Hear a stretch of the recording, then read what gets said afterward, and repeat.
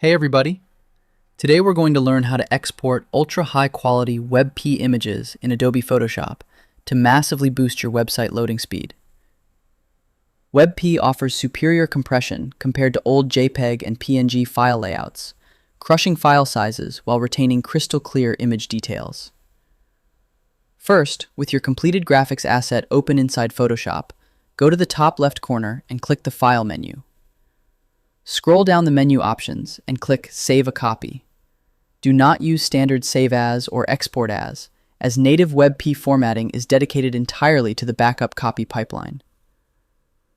When the system directory window layout appears, click the drop-down menu explicitly labeled Save as Type near the bottom. Scroll down the alphabetical file options and click WebP to select it as your target web delivery format. Click the Save button in the lower right corner.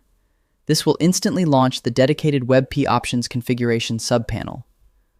Look at the settings matrix at the top of this box.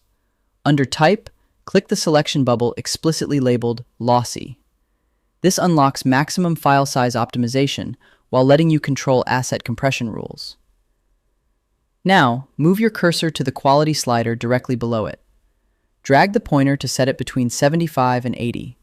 Going all the way to 100 wastes storage data, whereas the 80 range is the absolute sweet spot for professional, uncompressed-looking layouts. Next, move your eyes down to the metadata section.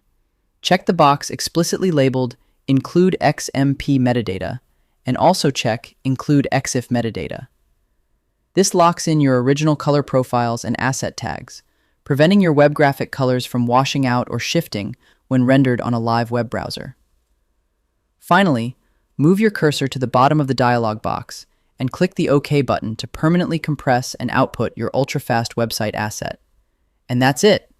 I hope it helps you in your current and future project. Thank you for watching.